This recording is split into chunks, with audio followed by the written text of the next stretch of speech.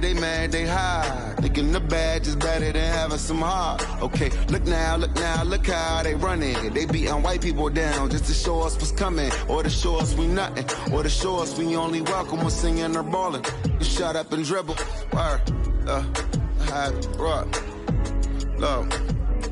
Hey everybody, I'm Carrie Champion. Welcome to We the People. So today we are having a very candid conversation with athletes and artists who want to make sure that you use your voice to vote.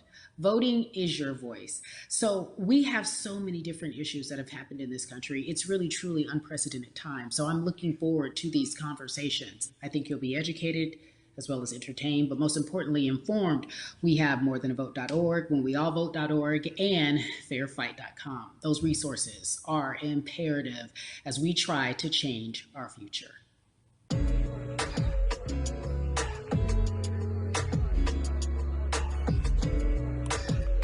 Yeah, la. There's no way that we can talk about hip hop or even the fact that we want to talk about activism, Black voter suppression, without bringing in this guy straight from Port Arthur, Texas. We are talking about Bun B. He is an activist, a scholar, and an all-around gentleman. Thank you so much for spending some time with us. Bun, I don't want to start heavy, but I guess I have to because that's where we are in the world today. It's heavy as hell. And when you think about what needs to happen in this country in terms of change, what's the first thing that you think of? Equality. That's pretty much the first thing that comes to mind, right? Black people need to be seen as equals in this world. You know, we had to fight just to be recognized as a full citizen in this country and not 3/5. The world is now seeing what we've known for so long in the culture and in the community. The one way that we can fight is obviously voting. Talk to me about what voting means to you. I hear people all the time talking about one vote doesn't matter and that voting doesn't make a difference. If that's true, why do they work so hard to suppress the Black vote? Because they understand the power of the vote. And so it's time that Black people collectively also understand the power of their vote. And not just on a national level, because a lot of times we only have this conversation every 4 years. People need to be very much involved in their local politics. They need to understand who their elected officials are, where they stand on issues that affect you.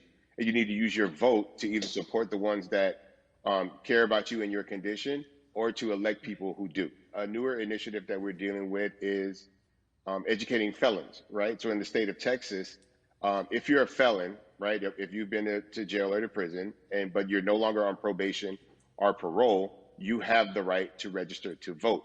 Another thing that was just brought to my attention, there's an initiative called Orange, which is happening not just in Houston, but all over the country. If you're in jail currently during pretrial, but you have not been convicted, like you're still in jail waiting for your day in court, you are still eligible to vote. And you said something so key. They work so hard to hope that we stay uninformed, but more importantly, to suppress the Black vote. If you could do one thing with this message that we're trying to send today about how important voting is, what type of images would you like our people to understand and see when they go to these polls and vote or when they cast their ballots? I think the images that we've all seen, you know what I'm saying, for decades in this country, if not centuries in this country, we've seen Black people oppressed, we've seen Black people attacked. So every time you look back and you see those old black and white images of people of color being attacked by dogs and people of color being sprayed with hoses, that's what they were fighting for. Back then, they were just fighting for a chance to vote. People like Martin Luther King Jr., people like Malcolm X, these people died to help us be in a position to have the power that we have now, which is to be able to cast a vote and make a decision about the people that have controls over our lives. So, I mean, if you in your own community need a reason to vote, look at a person like George Floyd. If the people in your city are not open to police reform, are not open to having a conversation about defunding the police, are not open to issues concerning economic equality, judicial equality, and racial equality, right? If they're scared to say Black Lives Matter, you have the power to put people in those positions who do believe that Black Lives Matter, who do believe in racial equality, economic equality, judicial equality, That's right. right? That's right. Who see us as human beings. And if the people in your community don't feel that way, vote them out. It's that simple. It's just vote them out. We don't have enough time to sit around and hope that people change their minds. Yeah, Bumpy, you point out something so important. We have the power. And that is in our vote, and that is with our voice, and that's how we use our voice. I think of where we are right now. People say this is a particular moment, but it is a movement, not just a moment, it is a movement. Why, in your opinion, was it George Floyd's death? Why was that the chosen brutality for people to say, oh my God, Black people are still oppressed in this country, and it is not fair? I think it's twofold, Carrie. In so many different encounters between people of color and the police, there simply is no proof of what happened in the interaction. And so what happens is in a court of law, it tends to lean towards the policeman's point of view, right? In this case, we saw very clearly what happened.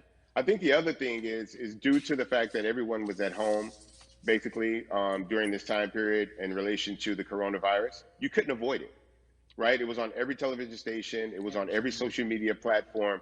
Everywhere you turn, you were constantly hit upside the head with this message. You see in the interaction that this man did nothing to deserve what happened. That's right.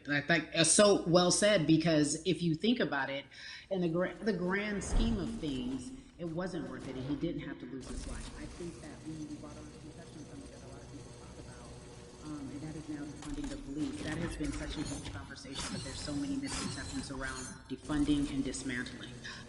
If you will, educate the audience. All right, so most people, when they hear the term defund the police, they tend to think of, oh, they're going to take away our police department. Nothing could be further from the point. Defunding the police means that in certain communities, even Houston, take for example, we had over $1 billion allocated to our police force. Now, what is that money being used for? Some of that money tends to be allocated towards riot shields, right? Pepper spray, right? That kind of thing.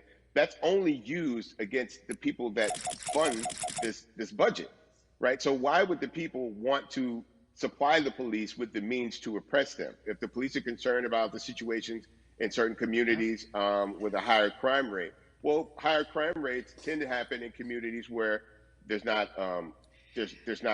employment opportunities, right? There's not a lot of social services, and people are going to do what they need to do to take care of themselves and their families. When the community has more opportunities for employment, more opportunities for upward mobility, then they tend to be less of a strain on the government. They tend to have a lower crime rate. And because of that, we'll have less need for the police in those communities.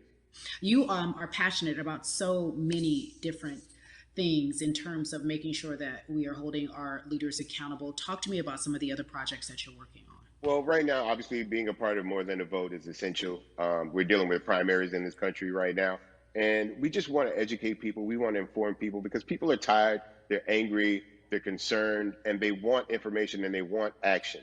And so we want to make sure that we give them the right information and lead them in the right direction. And we thank the people that do not look like us for standing with us right now, because it's very important that people who aren't Black be involved, because if Black people could have gotten rid of racism, we would have done it hundreds of years ago. And so I'm trying to use my voice and my platform just to let people know that if they feel like I do, there's a number of places they can go to enact change in their community. People need to know about how their city council runs. They need to know that they have the ability to speak when city council meets, to let them know that that's not the way that they feel their city needs to be run. Those are not the places that they feel the money of their community needs to be allocated. And Bubby, even a step further, they can run for office in their local community. They can run for positions. Like, people act like they leave it up to somebody else. If you're upset, it's not hard to get on the school board. It's not hard to be a part of the city council. It really isn't. And depending on how small your town is, you could be a mayor. The power is with the people. And we need to just know that that's happening. Absolutely. And it's always been with the people. You know, if you look at Trayvon Martin's mother, Sabrina Fulton, right? She felt that there was a system of racism and a system of oppression that led to her son's death. And so what did she do? She ran for city council and she was elected city council. Our own former president, 44, Barack Obama, right? Started in the community as an activist, ran for an elected position, became senator, ran for another elected position and became president of the United States. So don't think that you can't make a difference. You know what I'm saying? You don't need a lot of money. You don't need a lot of power. Your voice is enough to make a difference. Amen. I feel like I need to go out and run for something. You gave me a rousing speech there, sir. I'd be remiss if I didn't ask you this. When I talk to my brothers, I have to ask you, as a Black man, how are you doing? Are you okay? I'm good. I'm good. I have a very strong relationship with God, so prayer definitely works for me. I have children and grandchildren who are watching me, who are encouraged by what I do, and they're proud of me right now, you know, and that's really what matters, you know.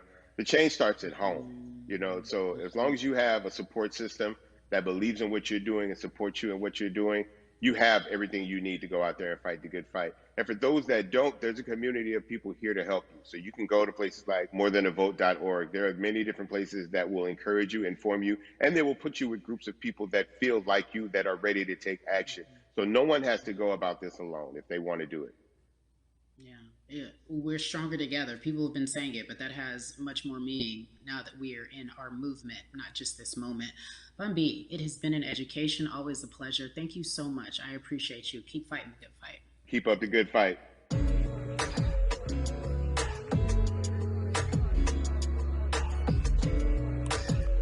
Yeah, la la. So our next guest, I have to admit, I'm a fan, but there are so many different people that we could talk to, and I thought it was so imperative that we speak with her. You know her as Molly on the huge, successful show Insecure, HBO's Insecure. She also has a comedy special highlighting her Nigerian roots, and she's an amazing podcaster. Let's welcome in Yvonne Orji, everyone. You have such a beautiful way of making things funny, giving us our medicine with some candy, right? The humor and the healing. You bring all of that to your space. And right now, as you look across this country and how everyone is so broken and so upset, if it's not social injustice, it's the pandemic, it's depression, it's unemployment, the list goes on and on. How are you doing, quite frankly? You know, I'm rediscovering self in a way that is hard but necessary, that will lead to ultimate joy. I know it sounds like a lot, but no, I think I personally think that God put all of us on a global timeout. Like we just, America hasn't done as good as other people when it comes to timeouts because everyone else is out playing at recess, and we're still in the principal's office hoping and wishing we can come out. But I think that if we settle into the timeout and really learn the lesson that we're supposed to learn from this season, I think we'll emerge better. We'll learn how to play well with others in more ways than one. And so personally for me, I'm taking this time to learn me in a new way. I feel like I'm being ushered into a new season, and I'm getting still, because sometimes the busy confounds the work that we're supposed to actually be doing. We're busy doing other stuff, but we got work that we need to do on the inside. And I'm leaning into it. I'm like, dang, I thought I was gonna be able to rest like everybody else. And God's like, nah, we got work to do. You know what? And I think that's what everybody is saying about 2020. It's demanding that we be better. And you said it's a global timeout. What do you mean by that? Yeah, it's like everyone sit down, be humble, to quote the great prophet Kendrick Lamar. But like, no, seriously, sit down and let's reevaluate some things. Let us unearth and shake up the things that we have been trying to hide within ourselves, within our nation. I think America is going through an unraveling right now, a much needed, a much necessary one. And I think all eyes on us, right? There is no, oh, I was on the subway for an hour, so I didn't miss that thing that happened. No, everybody was home. Everybody, was watching when George Floyd died, and everybody, no one could hide it. Everyone was watching when Amy Cooper called the cops. Like, this is a time where it's like, oh, we can't pretend it away. We can't excuse it away. No, no, no, no, no. It's a global timeout. Sit down, watch, and let's learn. And globally, it's like, hey, we were going business as usual, but it ain't usual no more. Like that's old. Anytime change occurs, it's very uncomfortable. And so right now we're sitting with we're getting we're getting comfortable with the uncomfortable. The minorities, we've been comfortable with being uncomfortable, because that to me explains just the existence for whatever we want to do, how we break into our careers, how we live our lives, how we find ourselves one of the few or one of the first. And that's a lonely road. When you look at, and when you talk about this global timeout, everybody had to pay attention to Amy Cooper. Everyone had to pay attention to George Floyd.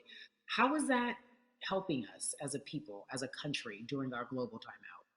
I think, well, one, we're not minorities, Carrie. You already know it. It's like these labels that they put on us. It's like the same way of saying like black on black violence. Also, there's no white on white violence. It's branding. Yeah, right. It's all branding. Yeah, you're right. It's like white people kill white people every single day. So no, there is no black on black violence. And if you say black on black violence, well, then let's brand white on white violence. Like, I watch Investigation Discovery. Ain't too many of us being featured. so, I just even like, but to answer your question, what does that do? I think what everyone expected is what has happened in the past when the world was still open, right? In that, okay, you had everyone from Trayvon Martin to Castillo to Sandra Bland. You had all of these lives lost, and Black people made some noise. We rioted, we got out in the streets, we started the Black Lives Matter movement, all of those things. And then white people kind of just like, oh, let's give them something. And then it's just like, is it over? It's like Oscars so black. Okay, good. We gave some Oscars. Are we good now? Like, are we even? And it's now it's just like, oh no. This is not about like a band-aid. It's like, yo, we might have to amputate the leg a little bit, but it's all right because by amputating the leg, we're gonna save the body. And so I think that's what's happening now. Like, America is realizing, like, oh, Black people aren't just making a little bit of noise. Like, the protests are still out. The conversations are still being had. The change is still being demanded. And I think they're seeing, oh, this is not going no way. And no, it's not, because we need systematic change. What a beautiful way to explore what is happening and describe our country. We might have to amputate the leg, but that's to save the body. That's what's happening right now. That's beautiful, Yvonne. And to that end, I have to ask you this, because the way that we do that, we use our voice. And our voice right now in this world, in this country, is our vote.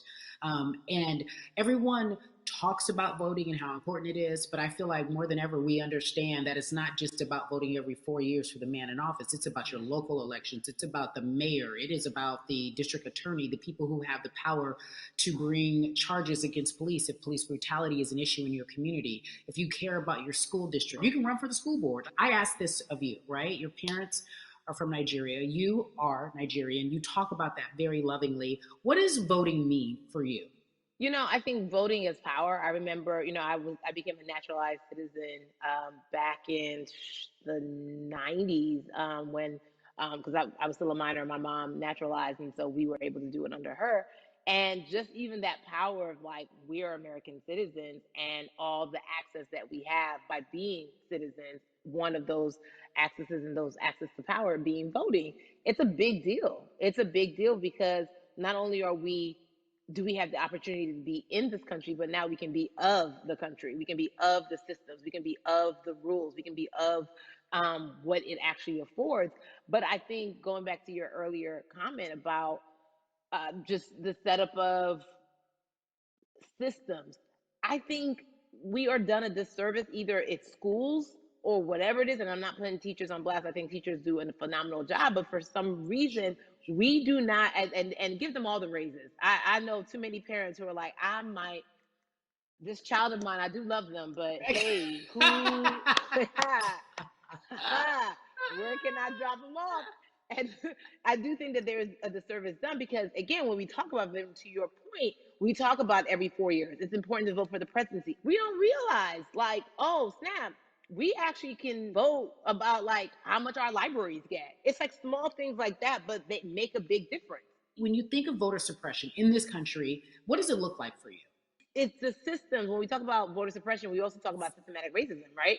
It's all the systems that set up. And we've normalized, okay, maybe your job will give you a half day, or maybe, you'll be able to get this luxury. It shouldn't be a luxury. It should be built into the system. It should be built into the fabric of how we vote.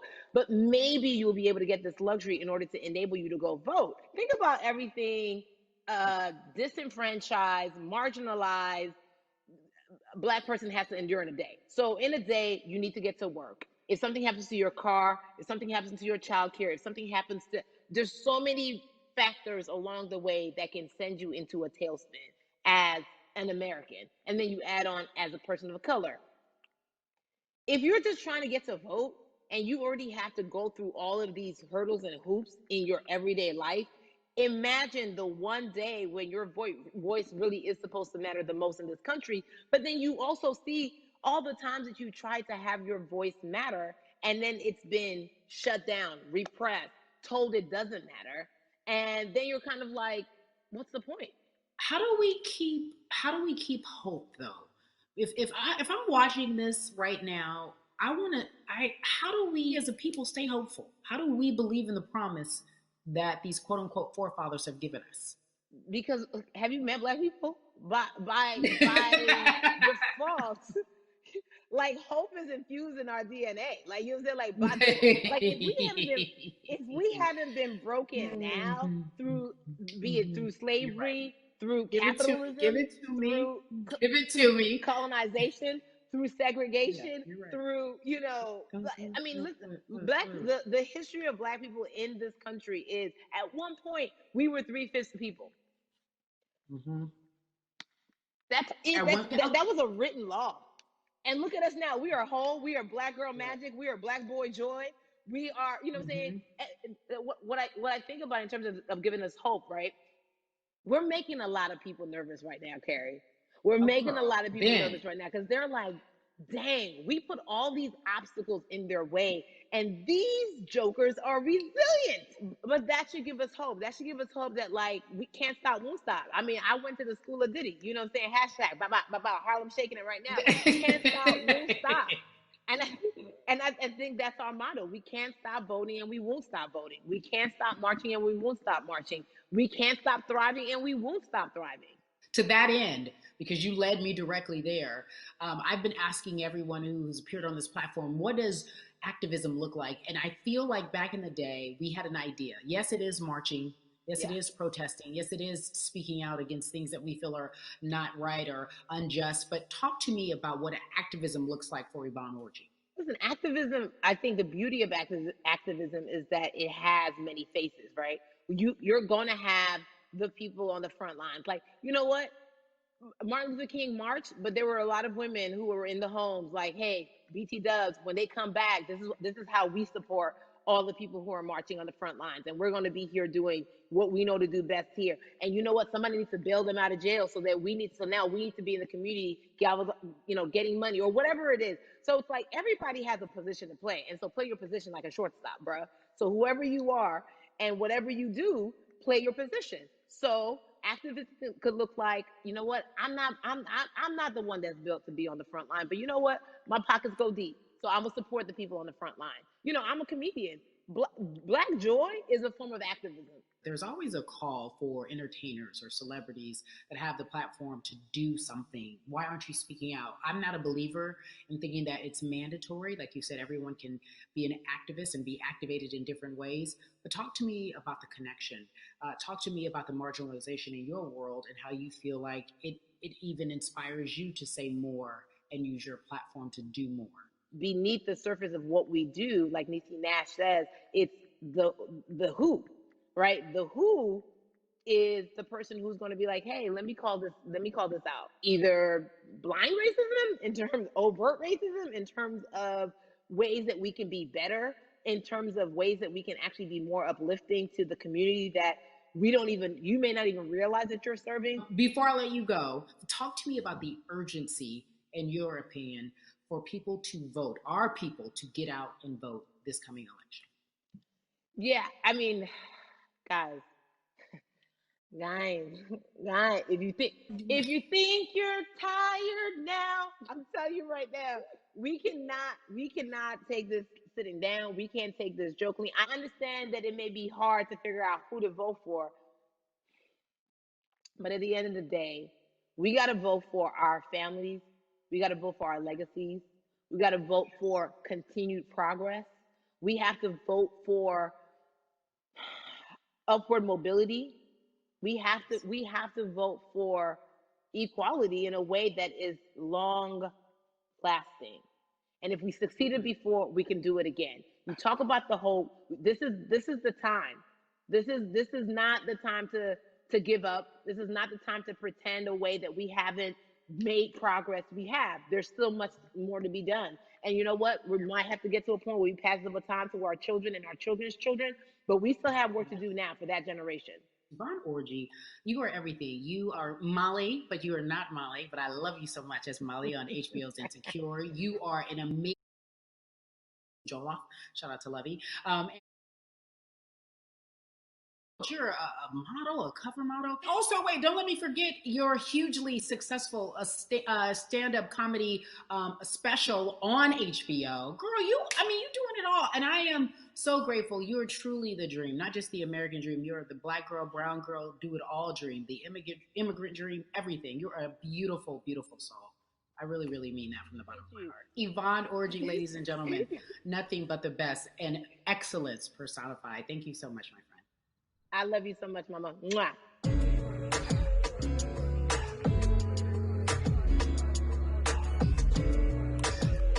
Yeah, la la.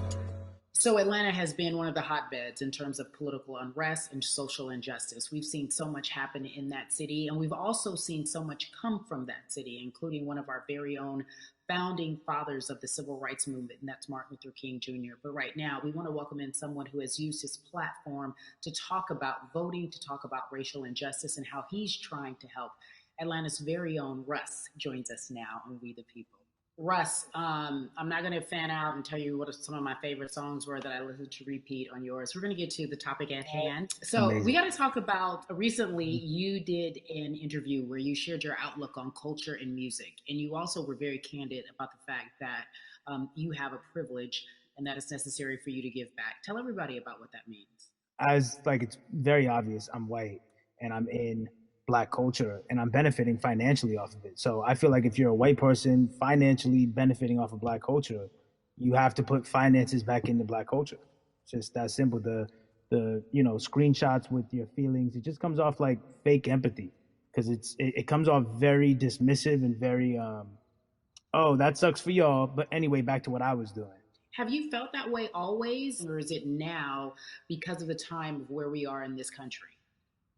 I've always had the feeling. I think now it's just obviously elevated. It's a new level, and there's new, it's to the point now where you can't. First of all, you can't not say anything. Second of all, though, I just think saying something isn't enough anymore. I think if you have the ability to put money back into a culture that you're financially benefiting from, you have the ability to. You should. It's interesting that you talk about it in that way because some people do believe that silence is the best way to go because it's hard to talk race, especially if you're white and you're in the Black culture. People just feel as if they can't talk about it. They feel awkward. They feel as if they don't have the privilege or the voice or the words. How do you find yourself right now in terms of interacting with people when they want to talk to you about social injustice, police brutality? What's going on in this country right now? Well, first of all, picking and choosing whether you want to be silent or not about race, that's a privilege in and of itself. But no, I mean, I try to just do my best to listen to the Black people around me and the educated Black people I have in my life. So I do my best to not act like I have all the answers for everything, especially in a culture that I'm not from. But that's why when we decided to raise the money for Black Lives Matter organizations, we, when we raised 500,000,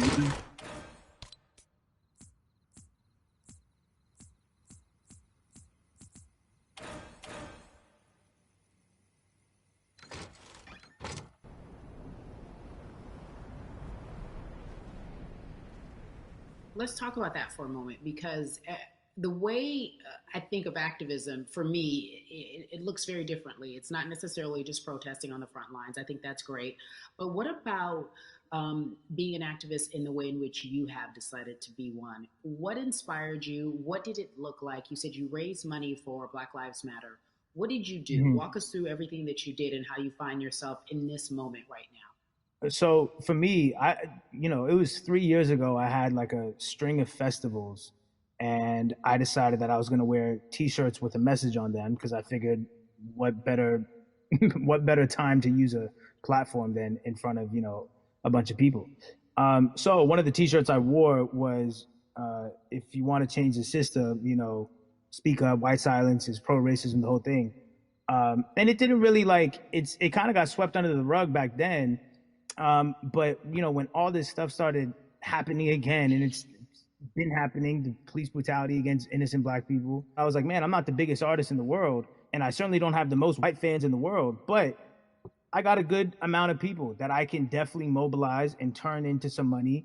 And I know they're down for the cause because it's merch, it's a good thing. And I've always been outspoken anyway, you know. And so, how am I going to be in Black culture and not be outspoken about racism? And then I got to ask you this because you grew up in Atlanta, so that gives you a heads up, depending for so many people, because you're in the crux of that beautiful Black city where there are so many wonderful Black leaders, home of so much great music and things that speak to our culture right now. And we are really, really getting our word out, especially with this platform today, and saying that we must use our voice to vote. Talk to me about what the importance of voting for you in this.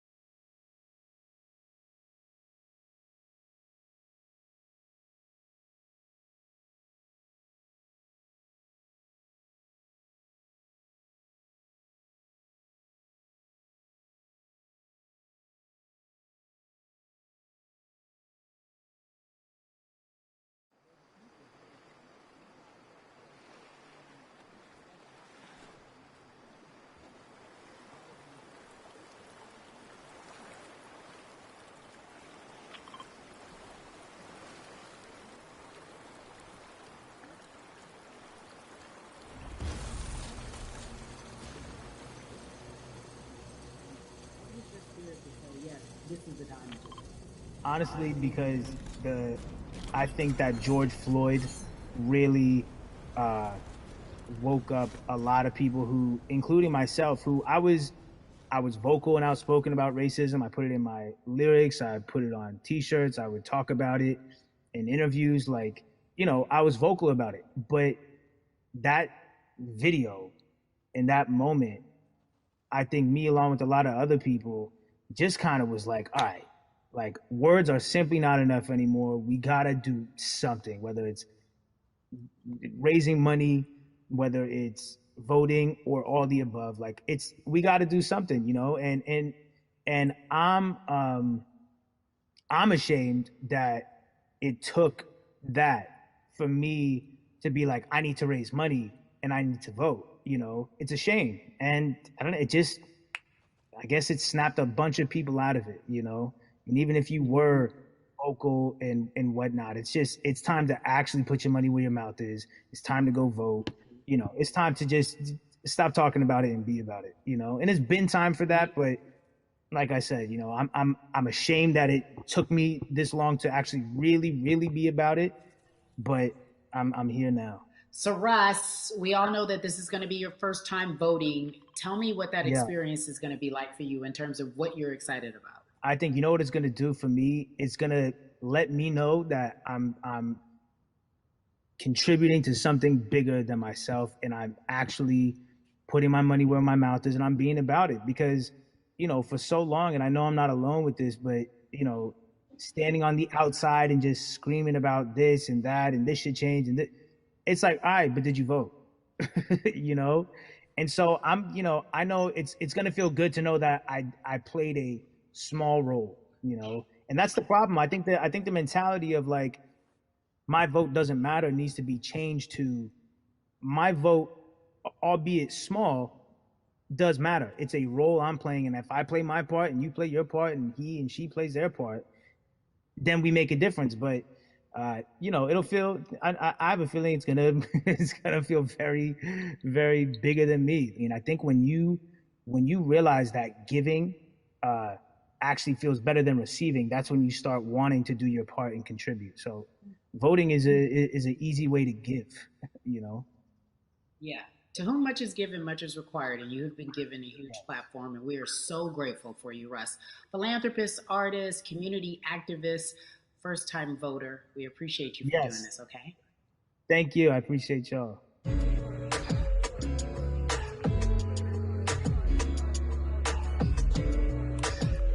Yeah, la la.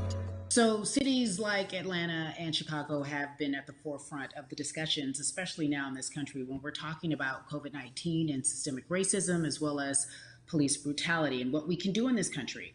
Again, we're continuing our conversation, letting you know that your voice is your vote and your vote is your voice. We can change where we are in this country. Currently, I'd like to welcome in Chicago Cubs right fielder Jason Hayward. I appreciate you. I brought in Atlanta and Chicago because I know you grew up in the metropolitan area of Atlanta, more specifically McDonough. Let's be technical, and and you have been very vocal throughout this entire time in terms of what our country's been experiencing. Let's look at the past month and a half, if you will. What has been the hardest thing for you to deal with? The hardest thing for me to deal with, Carrie, this last month has just been going from the virus shutting everything down to us being called to action. We've had multiple police brutality situations. We've had people protesting, wanting to get the message out. But I really realized that I need to be a part of the positive message and make sure that doesn't get lost in all the chaos going on for people to actually hear from a reasonable, respectable person who cares about everyone involved. A reasonable, respectable person who cares about everyone involved, which leads us to More Than a Vote. It is a beautiful collective of Black athletes and artists. You are a part of that. Talk to me about why that's important for you right now on this be a part of that collective. To me personally, it's important to be a part of that because I've somewhat used baseball and my craft as an excuse to not get more involved in voting. But I can't any longer use baseball and work as an excuse not to get educated and not also to show people like at any moment in time, any walk of life, we can make a difference. So tell me in your words, what does activism look like for you? In my words, it looks like LeBron James, the biggest athlete right now on the planet, speaking up and breaking the ice for everyone. And I think for the first time, people see and hear from us. So now we have white teammates, we have other people speaking up and realizing, okay, like this is how we go about doing this. And to me right now, social media, athletes speaking up, entertainers speaking up, like we're trying to do with More Than a Vote. You said something I thought was so key because covering sports for so long, I know that it's tough for Black players specifically in Major League Baseball to talk about how they feel. Adam Jones did it in a very eloquent way early on, but there are very few that are vocal. You said you all were afraid. Why use that word and why were you afraid? You was afraid because in 2019, there were 68 of us total. And there are 38 teams. There's 25-man roster on each team. There's a 40-man roster, which is on each team as well. And there aren't many of us. So we're outnumbered in that sense, but not always in a negative way when it comes to our teammates and our clubhouses. But to get to this point, you have to move a certain way. You got to be careful what you say. You can't ruffle feathers. You can't come off in any way. Much like other Black entertainers, much like yourself, probably having to live through life every day. But to get to the highest level, you got to button up. You got to be seen and not heard. So baseball is, like I said, it was time for us to try and speak up and make a difference and show it's okay to do so because we can't be quiet any longer. That is a button up, be quiet, be seen but not heard. That is an expression that a lot of Black folks can relate to in whatever aspect of professionalism that they experience, especially if they don't work for themselves. They just feel that. That is also a socialization that we have as Black folks, well, especially like you said, if you want to get to the higher level. And for so long, I felt it bubbling right underneath the surface that so many of us who were in whatever positions we were, who had platforms, were tired of pretending and looking the other way and spending so much time making others comfortable while we were uncomfortable. Do you feel that this is the type of movement that is sustainable, or is it just for a time? No, it takes everyone joining in on the conversation. And right now, I feel like more than ever, there is little things as possible to distract from bigger issues. And we saw on draft day, we saw our president, Theo Epstein, holding up the sign saying Black Lives Matter and wanting to include the rest of MLB in that. But now we're having those conversations as well. So I definitely think this is sustainable. And it's not always just going to be the popular thing to do. This is something that people want to get right because they know we care. Jason, you said you think it's sustainable, that what you're seeing, especially with your colleagues in baseball, that this can be something where you're feeling more comfortable, feeling more safe to share how you feel about social injustice and police brutality. What are you doing right now in this moment with your platform to help change how we look at voting and how to educate the culture and the community about voting? Well, first, what I'm doing, Carrie, is joining up with More Than a Vote and joining up with other athletes and entertainers to get that message out and use our platform in that sense as a group. And try to create a brand with this to make it something that's not just about the election coming, make sure that it's about people getting educated for years to come and figure out where to vote and how to vote. We've got people in different areas that cover different demographics and influence different areas of people. And as a baseball player, as a black baseball player, I feel like now, like we talked about, is finding the time to show people that you can use your voice in this profession. You don't have to be afraid. And to me, that can help someone, help a kid growing up. He can see me, he can see other guys that were in the video we posted saying, hey, this is what they're standing for. They're speaking up for these things, and it's okay to want to play baseball. It's not lame. It's not something I have to be as afraid of as I was before. So I feel like that's my role in this. I have a younger brother as well. He's 24. He also plays baseball. So I've got to lead by example. I can't just always, come up with a good answer that sounds good on TV when I get asked a question on, what do we need to do to make changes. I'm joining up here to make sure that I take action and get educated myself.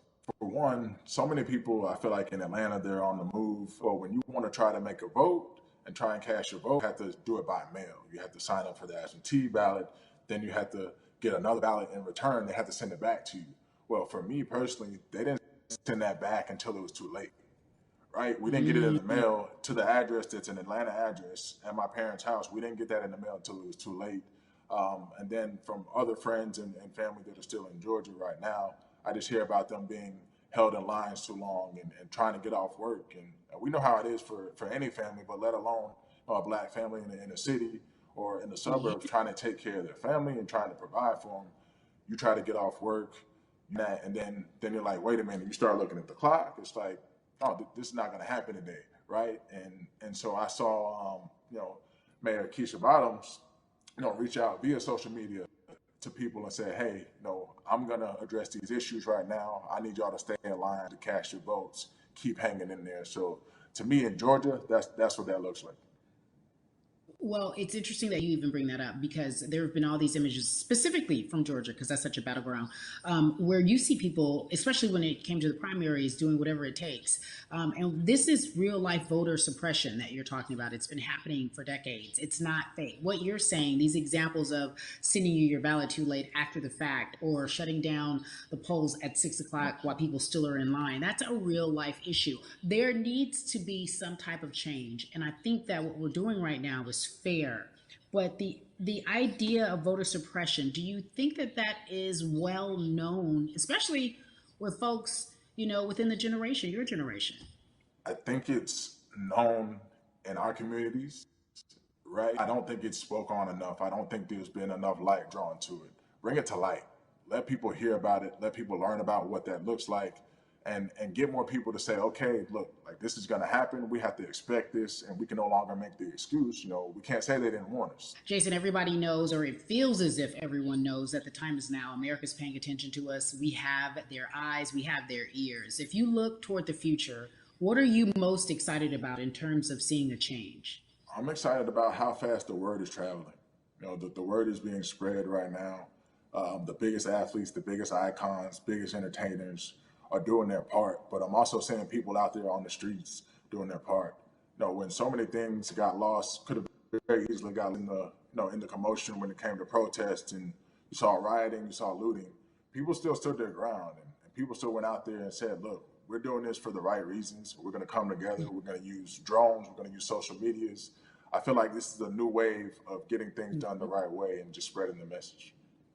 You're right about that. And you're right. People are spreading the word unapologetically. We out here. We doubling down. Thank you so much. I appreciate you. Right.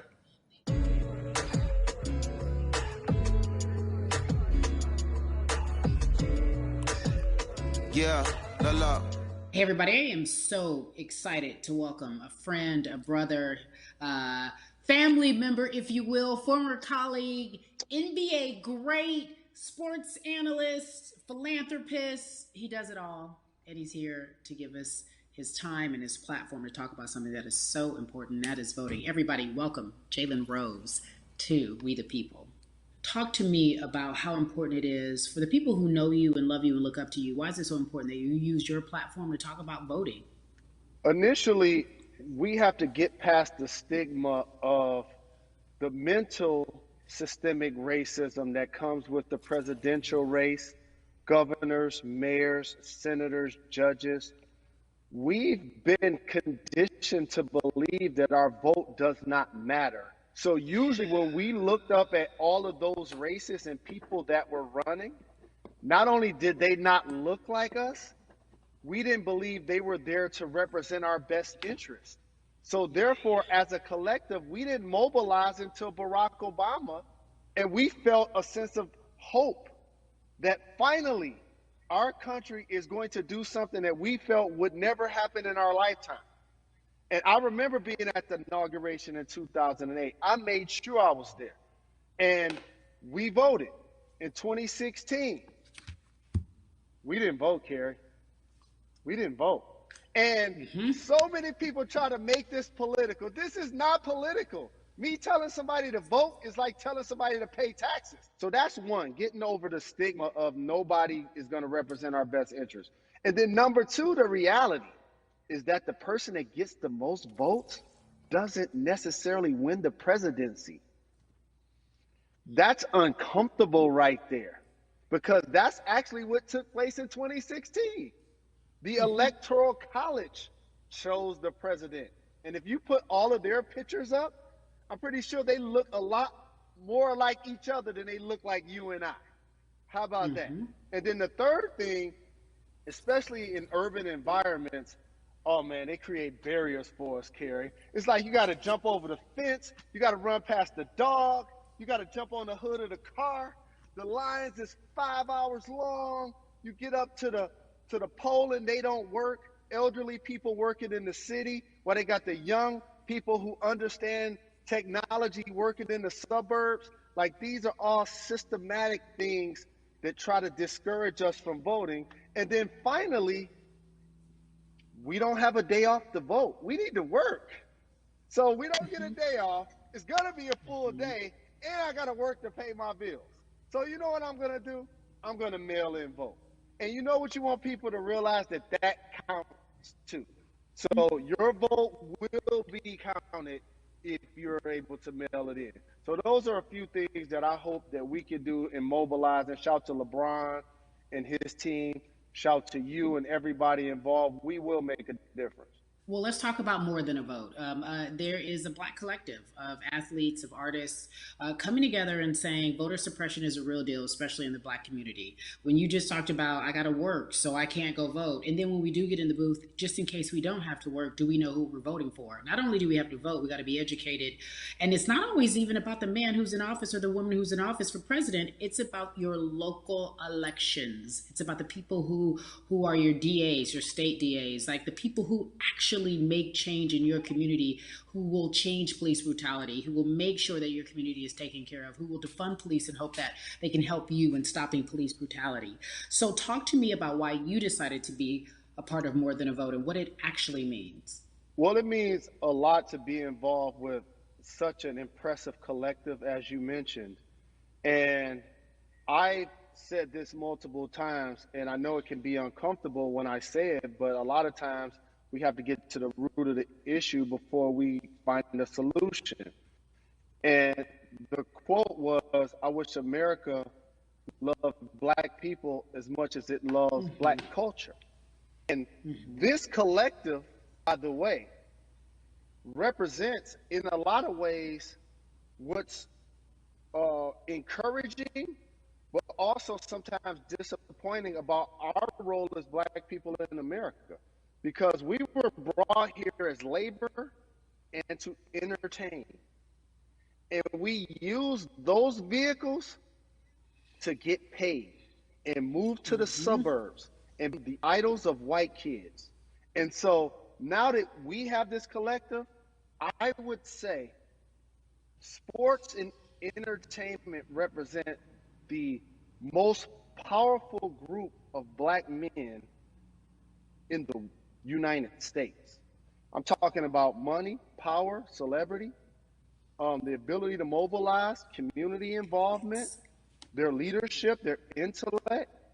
And so to have all of us pull it in the same direction at the same time for anything that we're passionate about is going to be a difference maker, but it's definitely going to be a difference maker in the 2020 vote, because we're going to make sure we inform everybody that they can let their voice be heard, and failure is not an option. Jalen, what does voter suppression look like to you?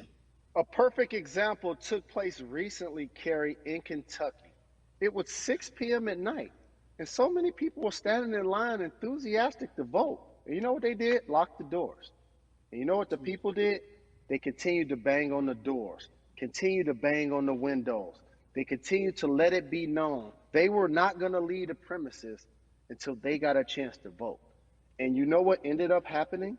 They opened those doors and allowed those people to vote. So do not be discouraged.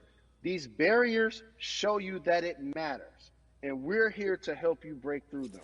The same thing with our platforms and voices, Carrie, because you know what's going to happen. At some point, Breonna Taylor is not going to be trending anymore. People are not going to be protesting anymore. But it's still up to us to keep making sure that our voices get heard, and this is one way to do so. Right, and that is a form of being activated, being an activist. It doesn't have to be protesting. It doesn't have to look like what you think traditionally activism looks like. It's voting. It's that simple. We now have to understand, like, this is a critical mass moment for this movement to continue to hold up as much steam for as long as possible. And that's what this collection is going to hopefully allow for that situation to happen. Jalen, in today's age of technology, it should be easier to vote. No doubt. It's like we call these devices smartphones, but yet I can't vote from it. All of the things that we do in our lives are in our phone. All of these barriers are things that people will need to overcome in order to create a level of enthusiasm to vote. And again, this is not political. It's your right to do so. And there's so many times where you feel like somebody may have gotten done unjustly in your community. Pay attention to who the judges are, who's running for Senate, mayor, governor. Pay attention who's running for president. And let's make sure in 2020 we make a difference. Why is more than a vote so important and invaluable in our community right now? Well, because right now, I think we have an opportunity to let our voices be heard louder than ever. Anytime you see the mobilization of white kids holding Black Lives Matter signs, that means there's a breakthrough. Now, what happens with that breakthrough is the next step.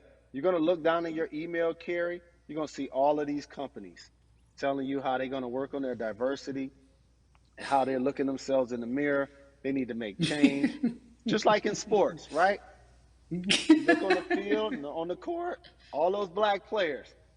The further you get up, it's like altitude or a ladder. It gets thinner and thinner. And so a lot of people talk about the system being broken. I hate to remind people that it's not broken. It was built this way. And one of our ways to help change the system is to vote. So that's why more than a vote is so very important, so we can make sure everybody participates and gives themselves an opportunity to let their voice be heard. I think it's interesting because you talked about black men being very powerful in the U.S. if they're athletes and entertainers, because for so long those have been the only avenues traditionally to create wealth. The NBA season comes back. What are your feelings on the season coming back? In the midst of everything that is happening? I think you'll see players challenging the establishment more. You're going to see them saying, okay, if you have all of these marketing and promotional deals, how many of them are with minorities? How many people are you employing, NBA? What about certain teams? Who do you have as a minority owner? Or what about the candidates that you have for positions of power? NBA players have proven as blacks that they are now movers and shakers in the game. They're now the dog, not the tail. So if they decide not to play, some of the biggest social changes and conversations have taken place in sports that weren't during the game. Colin Kaepernick was before the game. The Ali Summit was a press conference. So they could mobilize if they chose to. But when and if you do play, challenge the league. Black Lives Matter on the jerseys. Continue to make sure that every time people are watching the game, they're also seeing the movement happen. Jalen, I appreciate you because you are always entertaining and informative at once. I really, truly am looking forward to the NBA season. Thank you for working with More Than a Vote because your voice, your platform, all of it is needed, my friend. Be safe, okay? Yes, ma'am. I love and appreciate you. One call away always. Thank you. Love you, brother. Love you too. Every conversation that we had today, I hope was helpful for you. I am so grateful to everyone who came on with me to talk about what's going on in our culture and how we need to change. Huge shout out to Jalen Rose, Bun B, Jason Hayward, Yvonne Orgy, and Russ. Their words were inspiring, but also important and invaluable. I hope your phone is full with all the information that we've been able to place in front of you. Again, you need to check out these resources because they are so important because we want you to vote. That is your voice. It is important. We, the people, want you to vote. So go to morethanavote.org, fairfight.com, and when we all vote.org. Again, thank you so much for joining us and paying attention because this message, again, is invaluable. I'm Carrie Champion for We the People.